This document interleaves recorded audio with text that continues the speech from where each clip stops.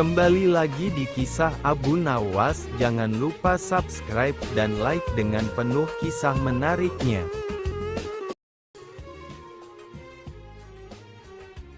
Rencana gelap untuk menjatuhkan Abu Nawas. Kisah baru, kabar berhentinya hujan setelah doa bersama yang dipimpin Abu Nawas yang selalu ramai, di mana para pedagang berteriak menawarkan rempah dan menyanjung Abu Nawas. Hiduplah pedagang memuji kebijaksanaannya, membuat anak-anak berteriak kadang membuat banjir surut perlahan, dan seringkali membuat banyak orang percaya bahwa andai Abu Nawas tidak turun tangan, namanya Baghdad mungkin telah berubah menjadi lautan. Pagi, Baghdad digemparkan oleh kabar bahwa Raja Harun al-Rasyid menemukan dalam istana yang megah di dalam dinding marmer yang selama puluhan tahun tidak pernah ia ketahui keberadaannya. Mata mereka mencerminkan iri dan kebencian yang menemukannya. Mereka tidak bisa menerima bahwa rakyat memuja Abu Nawas melebihi pejabat. Ada ruangan yang terkunci dengan tiga pertama pintu. Berkata sambil tidak ada yang tahu apa isinya. Kalau ini terus terjadi, suatu hari Abu Nawas akan mempengaruhi keputusan Tentu saja,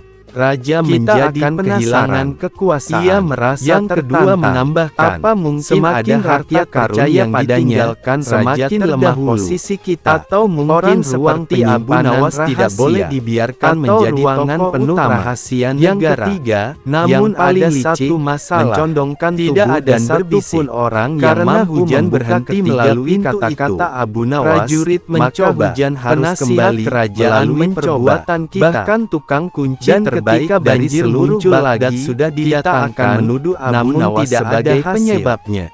Akhirnya, penasehat lainnya terkejut tapi tidak menolak. Berkata, dengan hujan kembali, Abu Nawas, rakyat akan semua orang langsung saling memanggil orang yang dianggap bertanggung jawab, tahu Abu dan yang akan selalu membawa solusi unik. Abu Nawas, ada yang mereka karena dengan cepat dan justru membuat masalah kembali hujan. Pada malam hari setelah banjir hampir dengan santai dan semua warga sedang beristirahat, Abu Nawas memasuki tiga penasehat meninggalkan istana. Ia membawa tongkat kayu pendek kota, seolah mereka membawa sesuatu di dalam peti kayu besar, melainkan yang sekadar jalan-jalan kerajaan lama. Baginda memanggil dengan berpakaian tertutup dan wajah ditutupi jubah tebal. Raja merela berjalan ke hutan kecil di belakang kota Baghdad, hanya engkau yang belum mencoba membuka yang dipercaya sebagai jalur pertemuan jin dan makhluk penjaga membuat situasi semakin rumit. Itu kini dikeramatkan dan tidak boleh didekati sembarangan. Biasanya hal yang rasa iri bisa menjadi sederhana daripada rasa pendekatannya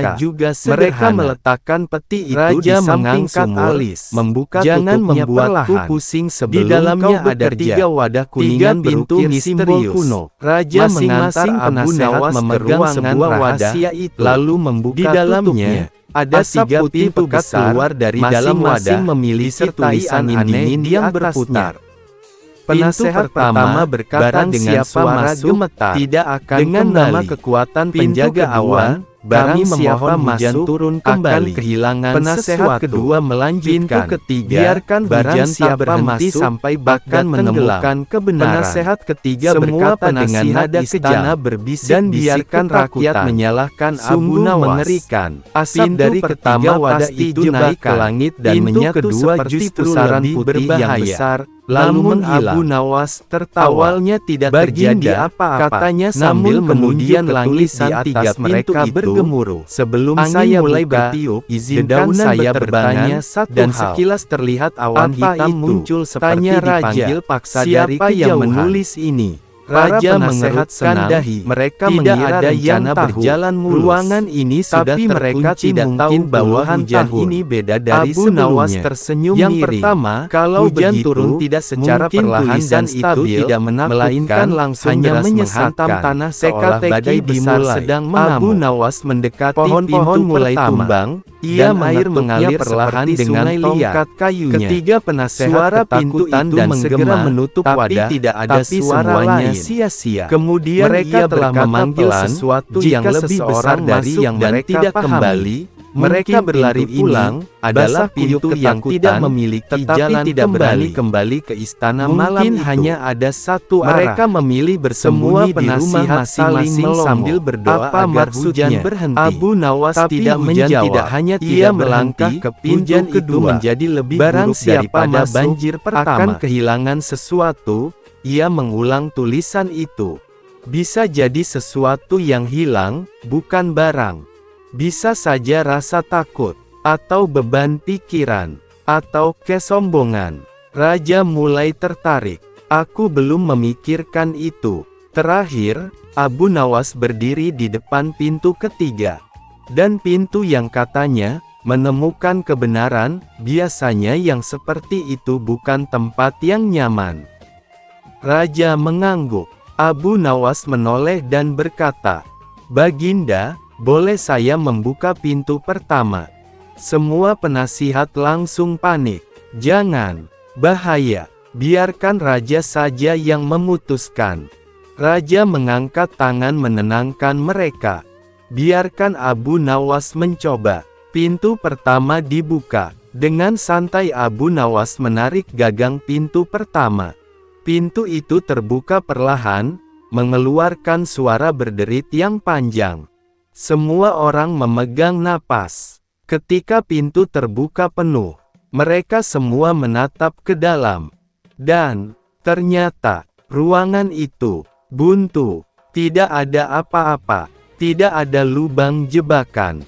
Tidak ada harta karun. Tidak ada buaya. Tidak ada jin. Hanya ruangan kosong yang ujungnya sebuah dinding batu. Penasihat kerajaan langsung jatuh terduduk. Astaga, ini cuma ruangan kosong. Jadi maksud tulisan itu apa? Abu Nawas tersenyum dan berkata, "Barang siapa masuk, memang tidak akan kembali. Karena dia tidak bisa terus melangkah. Ia pasti kembali ke tempatnya semula." Raja tertawa keras. Jadi tulisan itu cuma permainan kata. Pintu kedua dibuka. Abu Nawas berjalan ke pintu kedua. Semua orang kini tidak terlalu tegang, tapi tetap penasaran. Ia membuka pintu itu, dan di dalamnya terdapat cermin besar, cermin tinggi dan lebar, berdiri di tengah ruangan. Raja memijat pelipisnya. "Ini, apa maksudnya?" Abu Nawas berkata, "Barang siapa masuk ke sini akan kehilangan sesuatu." Ia kehilangan ilusi tentang dirinya. Karena cermin tidak bisa dibohongi. Penasihat kerajaan saling pandang. Ada yang merasa malu karena melihat kenyataan dirinya yang tidak ideal. Ada yang memalingkan muka. Raja mengangguk pelan. Benar juga, pintu ketiga dibuka. Semua orang kini menunggu pintu terakhir dengan penuh penasaran. Pintu ini bertulisan, "Barang siapa masuk, akan menemukan kebenaran." Ketika pintu ketiga dibuka, semua orang terkejut. Di dalamnya terdapat kotak kecil, sangat sederhana, hampir seperti kotak tempat menyimpan bumbu dapur. Abu Nawas mengangkat kotak itu, meniup debunya, lalu membuka tutupnya. Di dalamnya ada selembar kertas tua. Abu Nawas membacanya keras-keras. "Kebenaran yang sesungguhnya bukanlah apa yang kau temukan di luar dirimu, melainkan apa yang mampu kau pahami dari dirimu sendiri." Semua penasihat terdiam. Raja pun tertegun. "Ini," katanya pelan, "ini pesan yang sangat dalam." Abu Nawas tersenyum. "Baginda, 3 pintu ini bukan untuk membuka misteri istana, melainkan membuka misteri diri sendiri." Twist besar, siapa pembuat 3 pintu? Raja memandang Abu Nawas. "Abu Nawas, apakah kau tahu siapa yang membuat 3 pintu ini?" Abu Nawas menghela napas panjang. "Jika saya boleh berpendapat, Baginda, hanya orang yang sangat bijaksana, sangat suka bermain teka-teki, dan sangat gemar memberi pelajaran hidup." yang bisa membuat ruangan seperti ini?" "Siapa?" tanya raja penasaran. Abu Nawas tersenyum lebar. "Baginda sendiri." Semua orang tercengang. Raja terdiam, dan perlahan-lahan, matanya melebar. "Sungguh aneh, tapi, ya, sepertinya aku pernah, beberapa puluh tahun lalu, saat aku masih muda."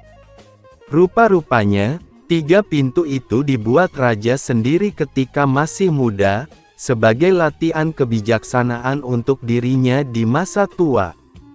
Tetapi waktu berlalu, ia lupa sama sekali. Dan Abu Nawas justru mengingatkannya. Raja tertawa keras dan memeluk Abu Nawas sambil berkata, "Engkau memang gila, tapi engkau juga jenius." Abu Nawas menjawab sambil tertunduk. "Baginda," kata orang, "kebijaksanaan tidak datang dari umur panjang, tetapi dari keberanian untuk memahami diri sendiri." Setelah menemukan arti dari ketiga pintu itu, seluruh istana dipenuhi rasa takjub. Prajurit membicarakannya, para penasihat berdebat tanpa arah, dan para pelayan tidak berhenti bergosip. Namun, meskipun kisah ketiga pintu itu terasa selesai, Abu Nawas memiliki firasat lain. Ia menatap dinding ruangan itu dengan penuh curiga.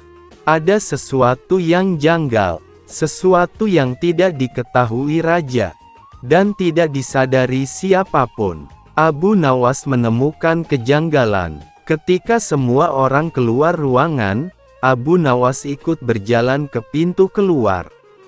Namun di tengah perjalanan, ia berhenti sejenak dan berpura-pura menjatuhkan tongkatnya. Saat ia menunduk mengambilnya, ia memperhatikan lantai batu ruangan itu. Ada garis tipis, garis yang nyaris tak terlihat, namun cukup bagi mata Abu Nawas yang selalu teliti. Ia mengetuk lantai itu dengan tongkat. Bunyi yang keluar berbeda, lebih kosong, lebih nyaring. Abu Nawas membisu sejenak. Rupanya ini belum selesai. Abu Nawas minta berduaan dengan raja. "Baginda," kata Abu Nawas sambil mengejar raja, "saya mohon Baginda kembali ke ruangan tadi berdua saja dengan saya. Jangan bawa penasihat atau prajurit dulu." Raja mengerutkan dahi. "Kenapa?" Abu Nawas mendekat dan berbisik. "Ada sesuatu yang hanya Baginda boleh lihat." Raja, yang sudah sangat percaya dengan intuisi Abu Nawas, mengangguk dan mengikutinya kembali ke ruangan rahasia. Setibanya di dalam, Abu Nawas menunjuk lantai. "Baginda, perhatikan suara ini." Ia mengetuk. Bunyi kong, kong, kong, terdengar berbeda dari bagian lantai lain. Raja terkejut. Ini bukan lantai biasa. Ada ruang lain di bawahnya." Abu Nawas mengangguk. "Benar, Baginda. 3 pintu ini hanyalah teka-teki pertama. Masih ada rahasia lain, ruang bawah tanah rahasia." Dengan hati-hati, Abu Nawas menekan sebuah batu kecil yang tampak sedikit lebih menonjol. Tiba-tiba, KRIIKKK, KLAK. Lantai batu bergeser perlahan, membuka jalan ke tangga menurun. Raja terbelalak. "Abu Nawas, apakah ini ruangan yang bahkan aku sendiri tidak pernah tahu?" "Saya kira begitu, Baginda," jawab Abu Nawas. Raja menghela napas panjang. "Bagaimana mungkin aku lupa membangun ruangan sebesar ini?" Abu Nawas tersenyum lebar. "Baginda, umur memang menghilangkan banyak hal, kecuali masalah." Raja mencubit lengannya sendiri untuk memastikan ia tidak bermimpi. "Kita masuk?" tanya raja. "Tentu, Baginda." Turun ke kedalaman. Lampu minyak dinyalakan. Abu Nawas dan raja menuruni tangga yang berdebu. Semakin ke bawah, udara semakin dingin dan lembab. Mereka tiba di sebuah lorong panjang. Di dindingnya terdapat ukiran-ukiran kuno, simbol-simbol aneh, lambang kerajaan yang lebih tua dari masa Raja Harun al-Rasyid. Raja bergumam, ini lebih tua dari istana itu sendiri. Abu Nawas memeriksa ukiran itu. Baginda, lihatlah ukiran ini. Ada 3 burung, 3 bintang, dan 3 kunci. Raja mengangguk pelan. Jadi 3 pintu tadi hanyalah permukaan dari teka-teki yang lebih besar. Mereka melangkah maju. Ruangan besar, harta karun atau bahaya. Setelah berjalan puluhan langkah, mereka tiba di sebuah pintu batu besar. Di atasnya tertulis, barang siapa membuka pintu ini harus siap menanggung akibat kebenaran. Raja menelan ludah. Abu Nawas, apakah ini aman? Saya sendiri tidak tahu, Baginda. Tapi kebenaran memang seringkali menyulitkan. Raja memijit pelipis. Baiklah, ayo buka. Dengan tenaga bersama, mereka mendorong pintu batu itu. Gedderrrr. Pintu itu terbuka, dan di baliknya terdapat ruangan luas berisi harta emas, permata, manuskrip kuno, dan baju zirah berlapis emas. Raja ternganga. Ini harta karun kerajaan terdahulu. Abu Nawas berjalan perlahan ke tumpukan manuskrip. Tidak hanya harta benda, Baginda, tetapi juga ilmu dan rahasia masa lalu. Raja bersinar seperti anak kecil menemukan mainan baru. Ini luar biasa. Kita kaya raya. Namun saat raja ingin masuk lebih dalam, Abu Nawas tiba-tiba menahannya. Baginda, tunggu. Apa lagi? Tanya raja resah. Saya melihat sesuatu di sudut ruangan itu. Raja menoleh. Di sudut ruangan, ada peti kayu hitam kecil. Sangat kontras dengan harta lain. Sangat mencurigakan. Sangat tidak wajar. Peti hitam yang tidak boleh dibuka. Abu Nawas berjalan mendekat.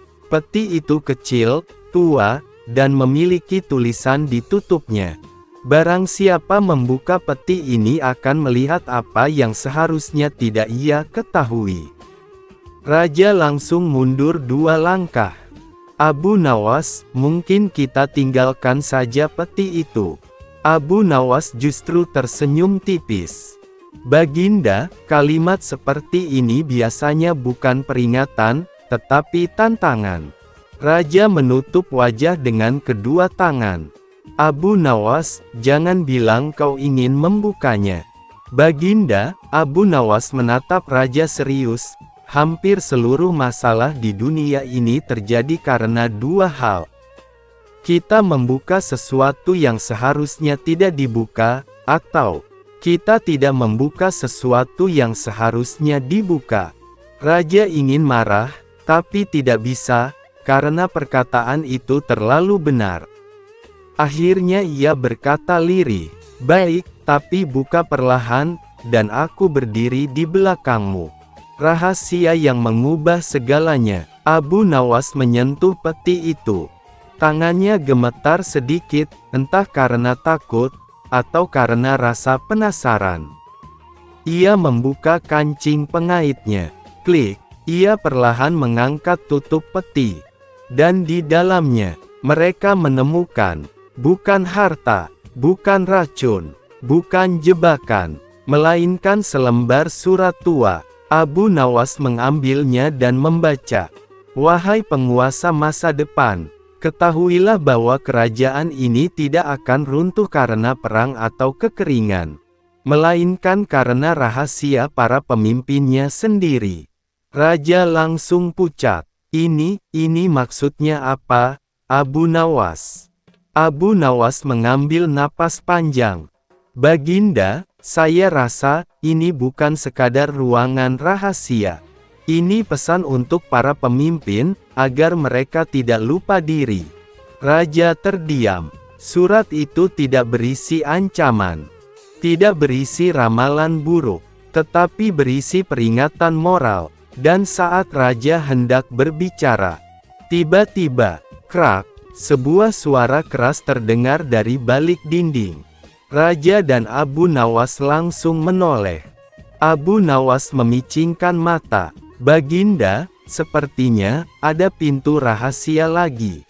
Raja langsung memelototkan mata. Abu Nawas, berapa banyak pintu dalam istanaku?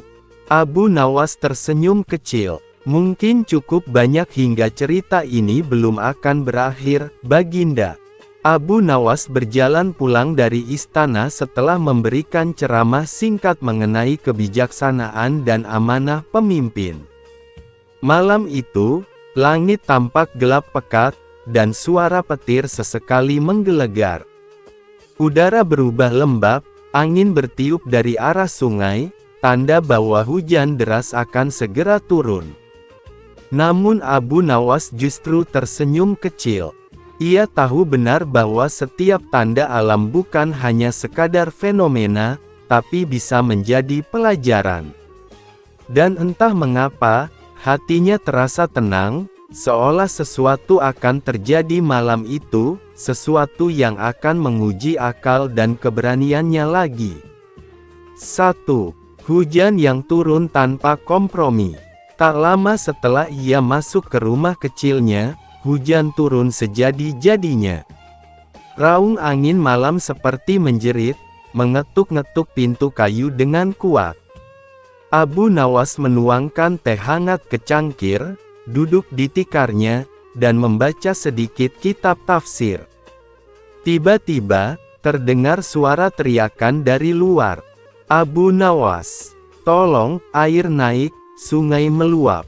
Abu Nawas membuka pintu. Seorang anak kecil setengah berlari di tengah hujan, pakaiannya basah kuyup.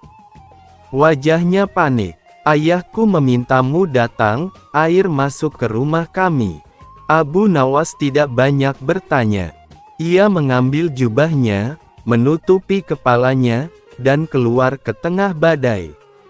Rumah-rumah di pinggir sungai tampak mulai terendam.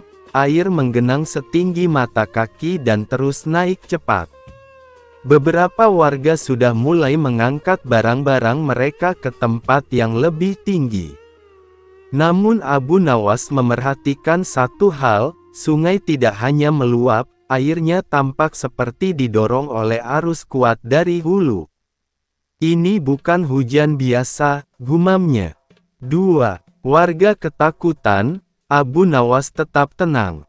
Di tengah kekacauan itu, banyak warga berteriak, "Ini azab, ini karena dosa kita." Tidak, ini akibat ulah orang-orang yang menebang pohon di hulu sungai. Abu Nawas mengangkat tangan dan berkata dengan tegas, "Ketenangan adalah pintu pertama menuju keselamatan." Orang-orang langsung diam. Banjir ini bukan azab. Banjir adalah peringatan bahwa kita lalai menjaga alam. Dan setiap masalah bisa dihadapi dengan akal yang jernih. Sesuai dugaan Abu Nawas, warga langsung meminta pendapatnya. Lalu apa yang harus kita lakukan? Abu Nawas tersenyum. Pertama, jangan panik. Kedua, ikuti saya. 3. Rencana gila Abu Nawas. Abu Nawas mengambil seutas tali panjang milik seorang nelayan. Ia meminta 5 pemuda untuk membantunya, lalu berjalan menuju jembatan kecil yang hampir terendam. "Apa yang akan kau lakukan, Abu?" tanya salah satu pemuda. "Aku ingin melihat dari mana sumber kekuatan arus ini." Pemuda itu terkejut. "Engkau ingin menyelam di malam hujan begini?" "Tidak," jawab Abu Nawas, "saya ingin mengukur seberapa besar ancaman sebelum mengambil keputusan." Dengan cara yang tampak sederhana namun jenius, ia mengikat batu pada ujung tali, lalu melemparkannya ke tengah sungai. Ia menarik perlahan dan memperkirakan kekuatan arus dari ketegangan tali. Kita tidak bisa menahan sungai, katanya, tapi kita bisa mengalihkan sebagian aliran air. Ia meminta warga menggali parit darurat menuju lapangan kosong yang lebih rendah. Parit itu menjadi jalur aliran baru sehingga air tidak terlalu menumpuk ke perumahan. Pekerjaan dilakukan dalam kondisi hujan lebat, tapi warga mengikuti instruksi Abu Nawas tanpa membantah. Dan benar saja, dalam waktu 1 jam, arus air mulai terpecah, dan banjir mereda sedikit demi sedikit. Namun masalah belum selesai. 4. Keesokan paginya, Raja mendengar berita banjir. Pagi hari, banjir mulai surut, tapi kerusakan rumah-rumah warga cukup besar. Berita mengenai kejadian ini sampai ke istana. Raja langsung memanggil Abu Nawas. Ketika Abu Nawas tiba, Raja Harun al-Rasyid berkata, "Aku mendengar engkau menyelamatkan warga semalaman. Mengapa engkau tidak melapor kepada prajurit?" Abu Nawas menjawab, "Wahai Baginda, para prajurit tentu bisa membantu dengan tenaga, tetapi keputusan terbaik selalu datang dari rakyat yang mengenal tanahnya sendiri." Raja tersenyum. "Engkau selalu punya jawaban yang tak terduga." Namun Raja tampak murung. "Aku ingin mengetahui penyebab banjir ini dengan pasti, Abu Nawas. Bawakan jawabannya hari ini juga." Abu Nawas menunduk hormat. "Baik, Baginda." 5. Misteri di hulu sungai. Abu Nawas pergi ke hulu sungai bersama 5 pemuda desa. Di sana, mereka menemukan hal mencurigakan, sebuah bendungan kecil yang baru dibangun oleh sekelompok saudagar kaya. "Ini bukan bendungan kerajaan," kata Abu. Bendungan itu ternyata digunakan untuk mengalirkan air ke perkebunan pribadi para saudagar tersebut. Namun karena hujan sangat deras, bendungan tidak mampu menahan tekanan air dan jebol, menyebabkan banjir besar ke desa-desa di hilir. "Perbuatan siapa ini?" tanya salah seorang pemuda. 6. Abu Nawas menyiapkan perangkap logika. Abu mengundang para saudagar itu ke istana tanpa memberitahu alasan sebenarnya. Sesampainya mereka di hadapan Raja Harun al-Rasyid, Abu Nawas berkata, "Baginda, saya telah menemukan penyebab banjir." Para saudagar mulai gelisah. "Siapa pelakunya?" tanya Raja. Abu menjawab, "Ada sekelompok orang yang membuat bendungan tidak resmi, mengambil air sungai untuk kepentingan pribadi, lalu ketika bendungan itu jebol, seluruh rakyat terkena imbasnya." Raja menatap para saudagar. "Apakah itu benar?" tanya Raja dengan nada ancaman. Namun para saudagar tidak berani mengaku. Mereka hanya diam, menunduk. Abu Nawas lalu berkata, "Jika mereka tidak berani mengaku, izinkan hamba bertanya satu hal, siapa di antara kalian yang merasa sungai ini adalah milik pribadi?" Para saudagar pun terjebak. Mereka tahu jika mereka mengangkat tangan, itu sama saja mengakui kejahatan. Tapi jika mereka tidak mengangkat tangan, maka Raja bisa menghukum mereka karena telah melanggar aturan tanpa izin. Sebelum mereka sempat menjawab, Abu Nawas berkata, "Wahai Baginda, sungai tidak pernah menolak memberi air kepada siapapun. Tetapi yang membuat masalah adalah manusia yang merasa air itu hanya hak mereka." Raja langsung mengerti. "Penjarakan mereka sampai mereka mengembalikan seluruh kerugian rakyat." Para saudagar gemetar ketakutan. Abu Nawas mendapat penghargaan tak terduga. Setelah urusan selesai, Raja berkata kepada Abu Nawas, "Engkau tidak hanya menyelamatkan rakyat dari banjir, tetapi juga membersihkan kerajaan dari keserakahan. Apa yang kau inginkan sebagai hadiah?" Abu Nawas berkata, "Baginda, saya hanya ingin satu hal." "Apa itu?" "Sediakan lahan datar di dekat sungai untuk dijadikan taman umum. Bukan untuk saya, tapi untuk rakyat yang rumahnya rusak. Mereka membutuhkan tempat untuk memulai lagi." Raja terharu. "Permintaanmu menunjukkan hatimu lebih luas daripada sungai itu." 8. Penutup yang menghangatkan hati. Beberapa hari kemudian, taman itu dibangun. Warga desa bekerja bersama-sama. Mereka menanam pohon, merapikan tanah, dan membuat tempat bermain untuk anak-anak. Dan di tengah taman itu, sebuah papan kecil dipasang. Tulisan pada papan itu berbunyi, "Banjir menguji kekuatan, kebersamaanlah yang menyelamatkan." Abu Nawas melihat tulisan itu sambil tersenyum. Ia tahu, selama manusia belajar dari musibah dan tidak mengulangi kesalahan yang sama, maka setiap bencana akan berubah menjadi keberkahan. Dan begitulah, kisah Abu Nawas dan banjir itu menjadi cerita yang dikenang oleh seluruh rakyat selama bertahun-tahun. Abu Nawas dan pukulan yang menjadi dinar. Pada suatu hari Abu Nawas menghadap ke istana, pun bercakap-cakap dengan Sultan dengan riang gembira.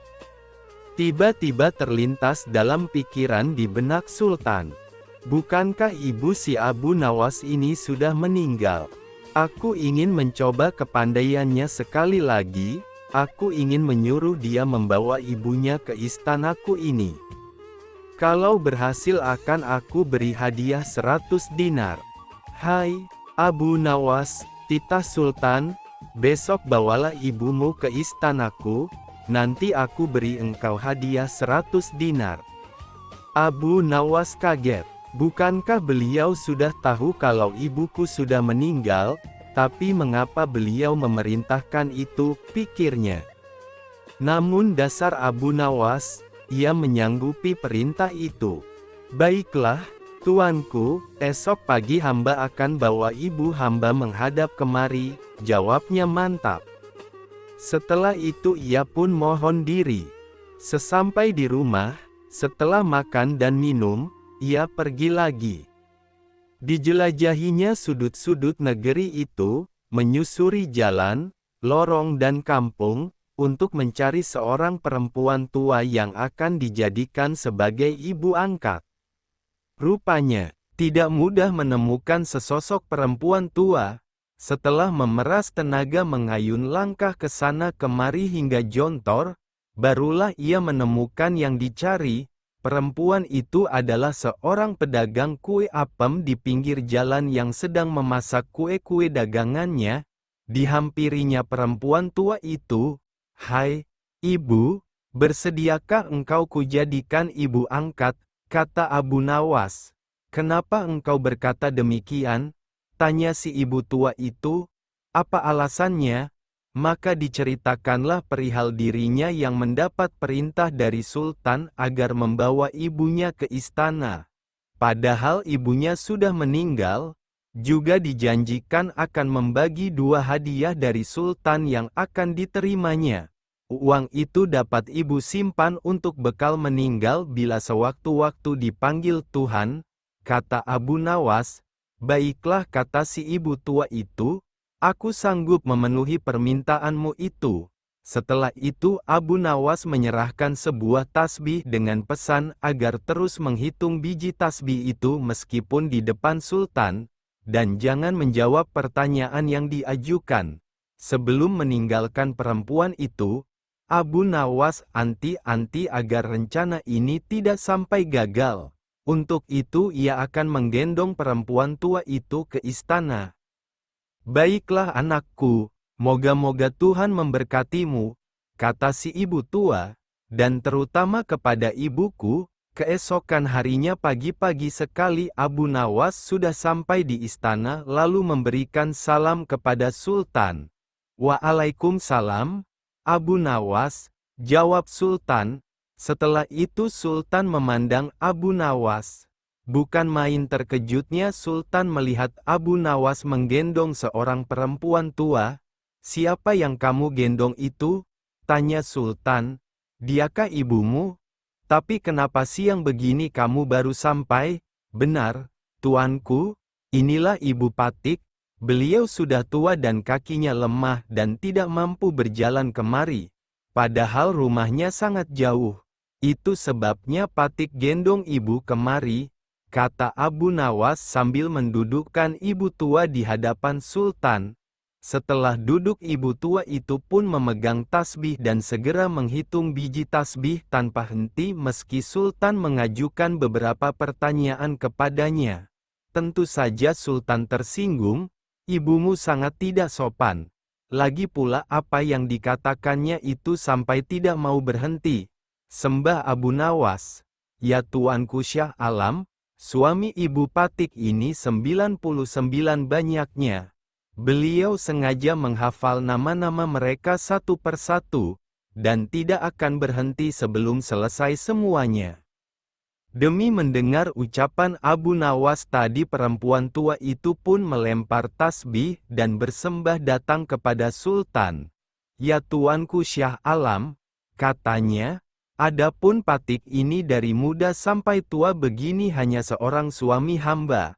Apabila sekarang ini berada di hadapan tuanku, itu adalah atas permintaan Abu Nawas. Dia berpesan agar Patik menghitung-hitung biji tasbih dan tidak menjawab pertanyaan tuanku. Nanti Abu Nawas akan membagi 2 hadiah yang akan diterimanya dari tuanku." Begitu mendengar ucapan perempuan tua itu, Sultan tertawa dan menyuruh memukul Abu Nawas 100 kali. Ketika perintah itu akan dilaksanakan, Abu Nawas minta izin untuk dipertemukan dengan Sultan. "Ya tuanku, hukuman apakah yang akan tuanku jatuhkan kepada hamba ini? Karena engkau berjanji kepadaku akan membawa ibumu kemari, aku pun berjanji akan memberi hadiah uang 100 dinar. Tapi karena kamu tidak bisa memenuhi janjimu, dapatlah engkau 100 kali pukulanku," kata Sultan. "Ya tuanku, Syah Alam," kata Abu Nawas, "Patik berjanji dengan perempuan tua ini akan membagi 2 hadiah yang akan tuanku berikan kepada hamba. Tetapi karena sekarang hamba mendapat dera, hadiah itu juga harus dibagi 2. Karena yang bersalah 2 orang, Patik terimalah hukuman itu. Tetapi 50 seorang dengan perempuan tua ini." Dalam hati Sultan bergumam, jangankan dipukul 50 kali, dipukul sekali saja perempuan tua ini tidak akan mampu berdiri. Setelah itu Sultan memberi 50 dinar kepada perempuan tua itu sambil berpesan agar tidak cepat percaya kepada Abu Nawas bila lain kali menemuinya. Dengan sukacita diterimanya hadiah itu dan dipandangnya Abu Nawas. "Ya tuanku Syah Alam, ampun beribu ampun. Jika ibuku telah mendapat anugerah dari Paduka, tidak adil kiranya bila anaknya ini dilupakan begitu saja." Ya, terimalah pula bagianmu," ujar Baginda sambil tersenyum. Ini, semua orang tertawa dalam hati. Setelah Abu Nawas bermohon diri pulang ke rumah, demikian pula perempuan tua itu dan semua yang hadir di Balairung, dengan perasaan masing-masing memindahkan istana raja. Baginda Raja baru saja membaca kitab tentang kehebatan Raja Sulaiman yang mampu memerintahkan para jin untuk memindahkan singgasana Ratu Bilqis di dekat istananya. Baginda tiba-tiba merasa tertarik. Hatinya mulai tergelitik untuk melakukan hal yang sama. Mendadak beliau ingin istananya dipindahkan ke atas gunung agar bisa lebih leluasa menikmati pemandangan di sekitar. Dan bukankah hal itu tidak mustahil bisa dilakukan karena ada Abu Nawas yang amat cerdik di negerinya?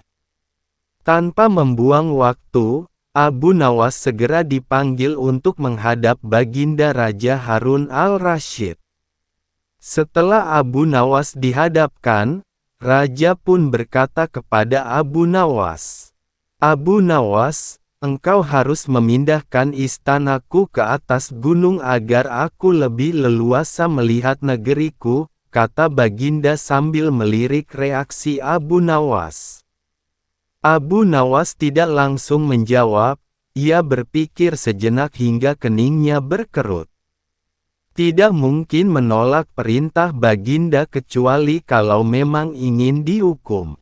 Akhirnya Abu Nawas terpaksa menyanggupi proyek raksasa itu.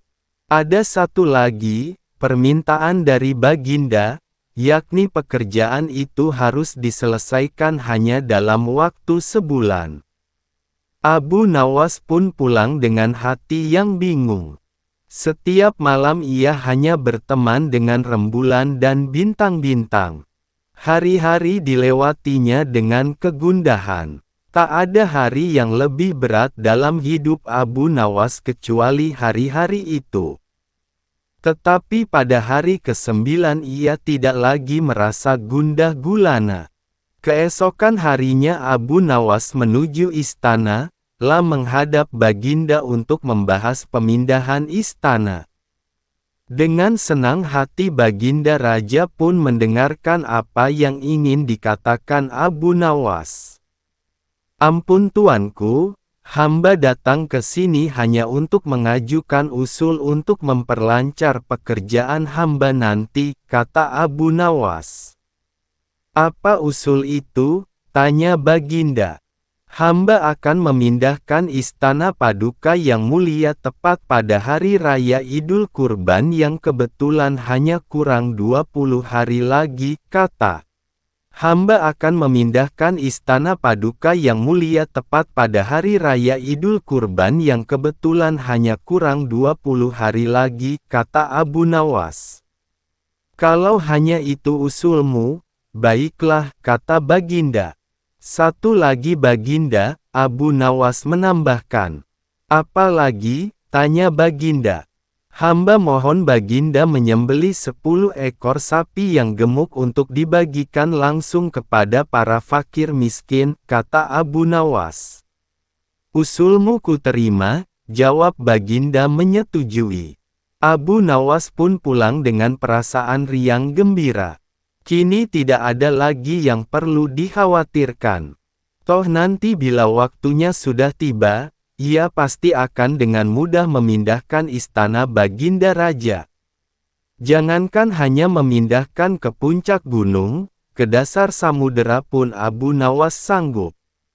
Desas-desus mulai tersebar ke seluruh pelosok negeri. Hampir semua orang harap-harap cemas. Tetapi sebagian besar rakyat merasa yakin atas kemampuan Abu Nawas. Karena selama ini Abu Nawas belum pernah gagal melaksanakan tugas-tugas aneh yang dibebankan di atas pundaknya. Namun ada juga beberapa orang yang meragukan keberhasilan Abu Nawas kali ini. Saat-saat yang dinanti-nantikan pun tiba. Rakyat berbondong-bondong menuju lapangan untuk melakukan salat hari raya Idul Adha. Dan seusai salat, 10 sapi sumbangan Baginda Raja disembelih lalu dimasak dan kemudian segera dibagikan kepada fakir miskin. Kini giliran Abu Nawas yang harus melaksanakan tugas berat itu. Abu Nawas berjalan menuju istana diikuti oleh rakyat. Sesampainya di depan istana, Abu Nawas bertanya kepada Baginda Raja. "Ampun tuanku yang mulia, apakah istana sudah tidak ada orangnya lagi?" tanya Abu Nawas. "Tidak ada," jawab Baginda Raja singkat. Kemudian Abu Nawas berjalan beberapa langkah mendekati istana, berdiri sambil memandangi istana. Abu Nawas berdiri mematung seolah-olah ada yang ditunggu. Baginda Raja pun akhirnya tidak sabar. "Abu Nawas, mengapa engkau belum juga mengangkat istanaku?" tanya Baginda Raja. "Hamba sudah siap sejak tadi Baginda," kata Abu Nawas. "Apa maksudmu engkau sudah siap sejak tadi?" Kalau engkau sudah siap, lalu apa yang engkau tunggu? Tanya Baginda masih diliputi perasaan heran. Hamba menunggu istana Paduka yang mulia diangkat oleh seluruh rakyat yang hadir untuk diletakkan di atas pundak hamba.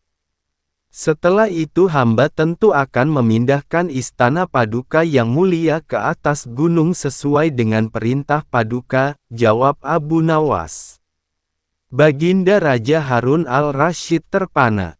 Beliau tidak menyangka Abu Nawas masih bisa terhindar dari hukumannya. Istana raja hancur karena lalat.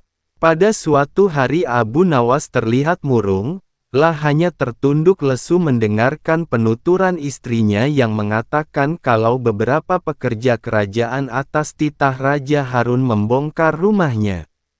Raja berdalih bahwa itu dilakukan karena bermimpi kalau di bawah rumahnya terpendam emas dan permata yang tak ternilai harganya. Namun setelah mereka terus-menerus menggali, ternyata emas dan permata tidak juga ditemukan. Parahnya, sang raja juga tidak mau meminta maaf atau mengganti rugi sedikit pun kepada Abu Nawas.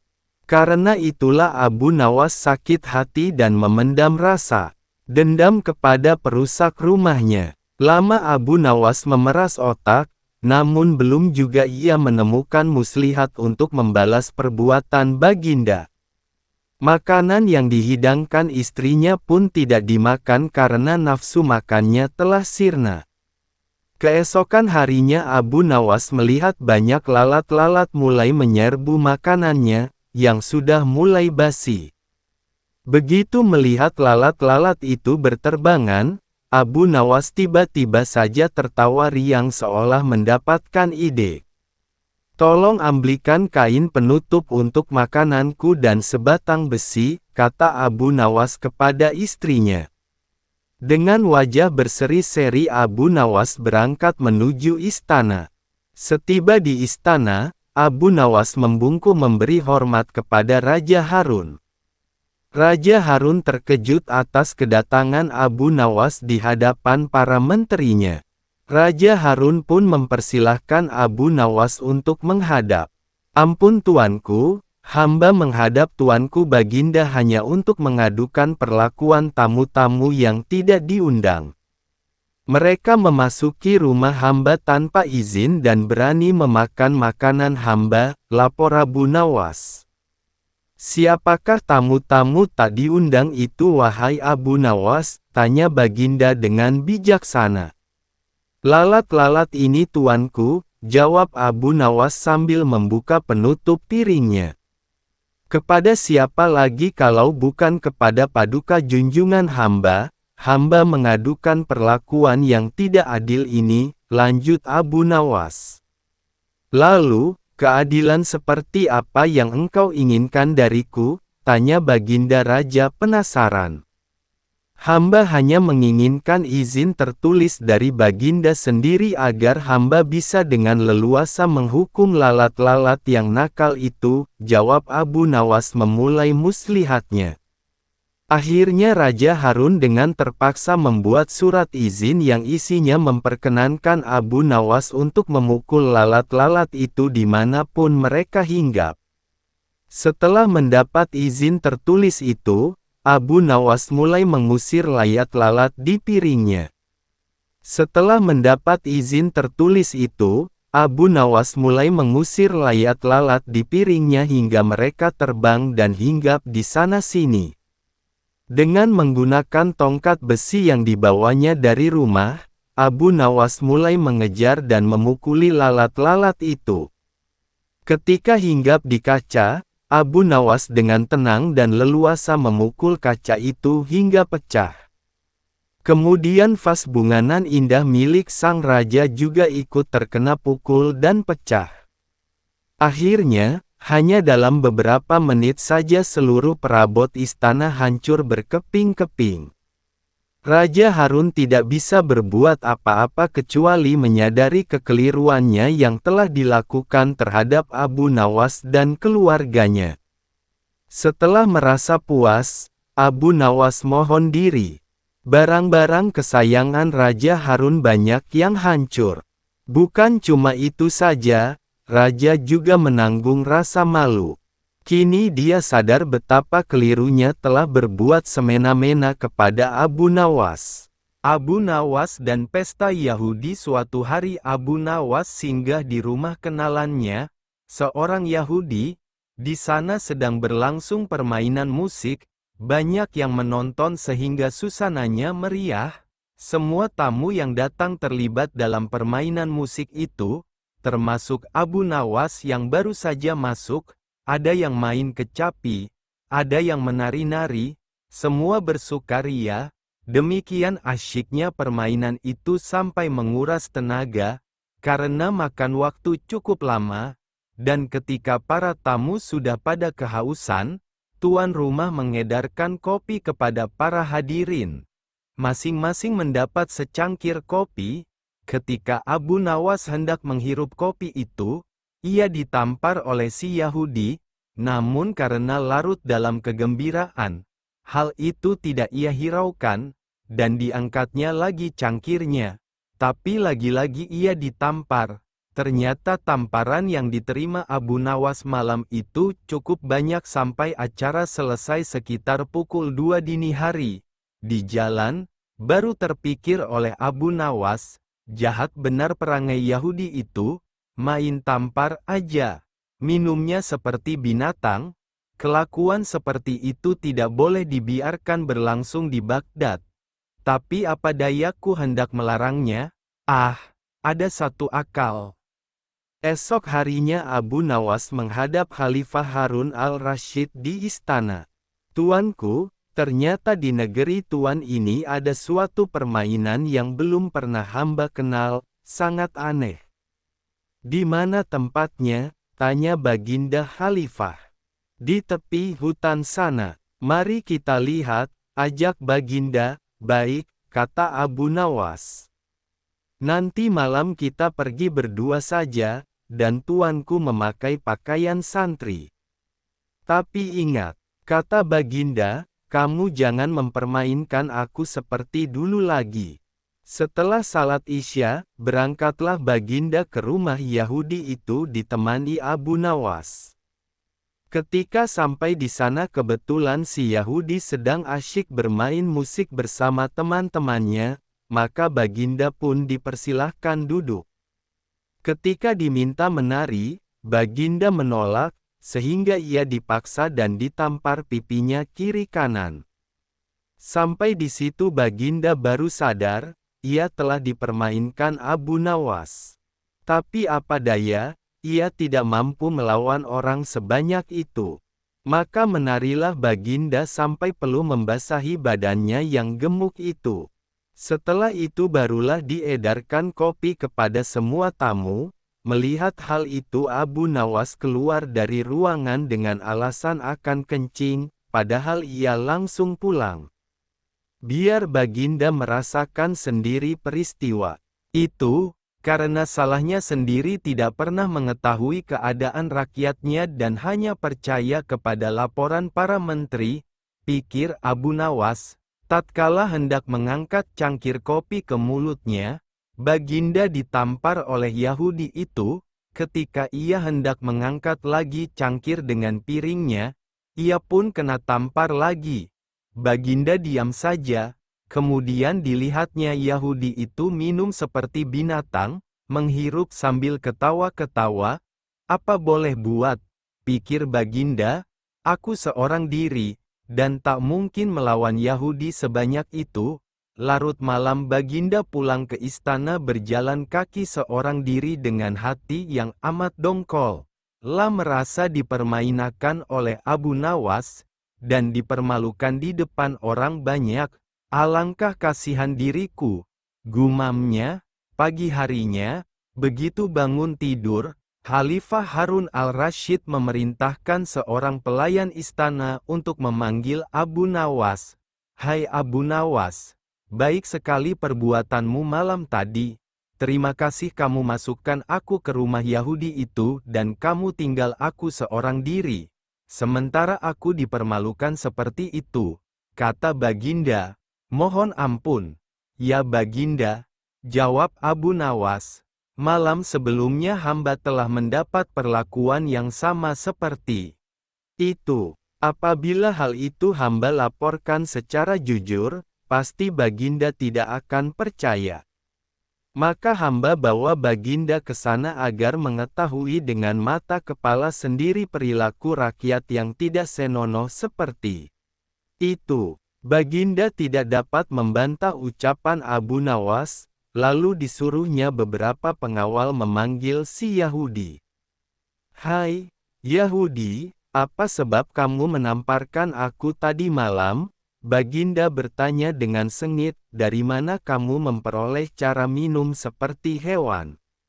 "Ya Tuanku Syah Alam," jawab si Yahudi, "sesungguhnya hamba tidak tahu akan duli Syah Alam. Jika sekiranya hamba tahu, masa hamba berbuat seperti itu? Sebab itu hamba mohon ampun yang sebesar-besarnya. Sekarang terimalah pembalasanku," kata Baginda. Yahudi itu dimasukkan ke dalam penjara.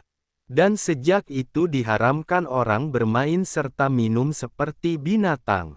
Mereka yang melanggar larangan itu dihukum berat.